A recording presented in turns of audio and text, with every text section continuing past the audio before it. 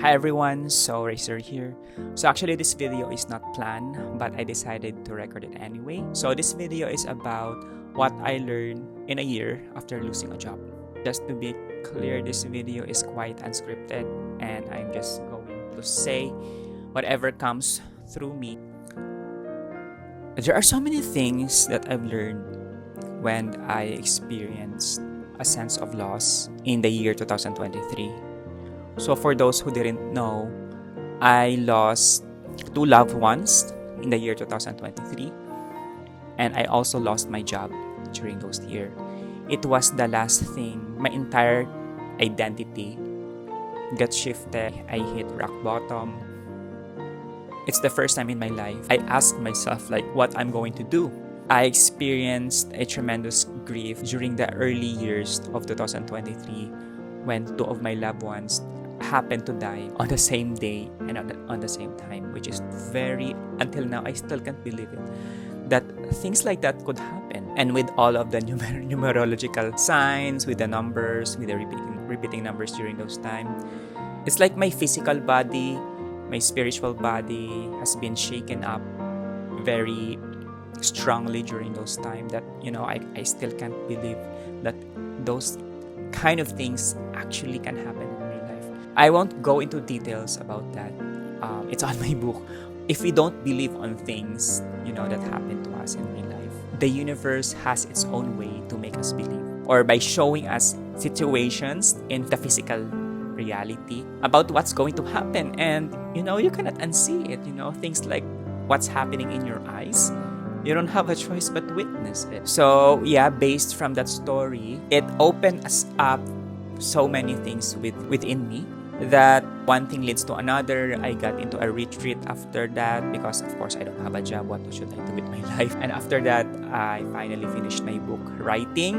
I finished my book writing the next year after that incident, which is until now I am still surprised that I was able to write a book. To be honest, I don't know what will happen to me in 2025, in a way that what I'm going to create or what kind of change that is needed for me for this year.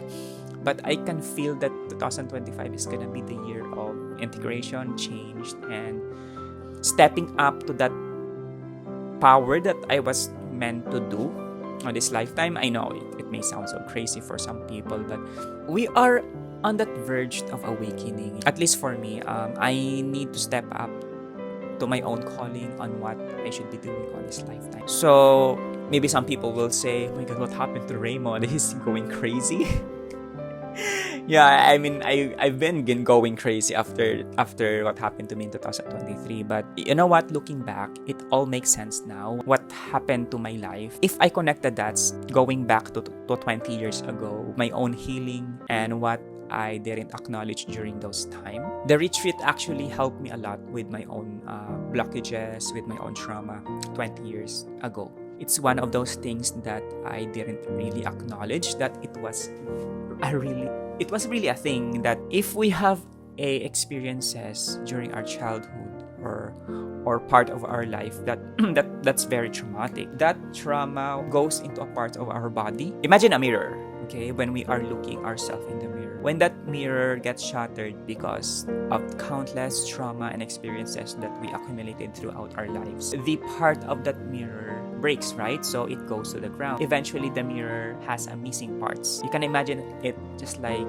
our psyche or a part of us has gone missing because it got shattered of our child experiences or our personal experiences. So in order for us to truly heal as a whole, as a person, we need to uncover and we need to get that tiny aspect of ourselves back together. Even though it is broken, it is shattered, we can still bring it back. And that's where the process of integration comes in. I think all of us has our own hero's journey. We are tasked to do something on this life that we are the only one who can do that, okay?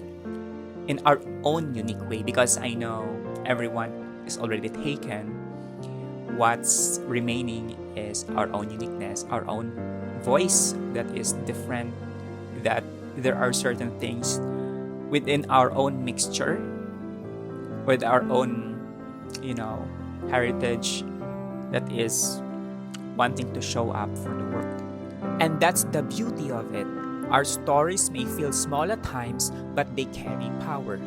Every moment we've lived, every challenge we've faced, has shaped us into someone irreplaceable. Even the parts of us we think are broken can become the most meaningful pieces when we step forward and share them. It's like the world is waiting for each of us to light our little corner, to add our voice to this ever-evolving symphony of humanity. And when we do, we don't just transform ourselves, we inspire others to do the same. That's how change happens. One person, one story, one act of courage at a time. This video is quite all over the place. I just wanted to say that thank you, universe, for giving me the opportunity to show myself and don this microphone and this camera to show up myself for the people and finally stepping up on what I am meant to be doing on this lifetime. I am very grateful that I have the privilege to do this, and as I am stepping now to my own power, I pray that the people who are watching this video will also do the same eventually in their own lives and whatever changes that they are currently doing. I know we have our own challenges on a daily basis, and at times it's not so easy, if you have a job, if you have a family, if there is something you wanted to do but you cannot because you have so many responsibilities. I totally understand because I've been there myself, and that's why 2023 was a life-shattering year for me because I lost everything. All of those things that defined me was taken away from me.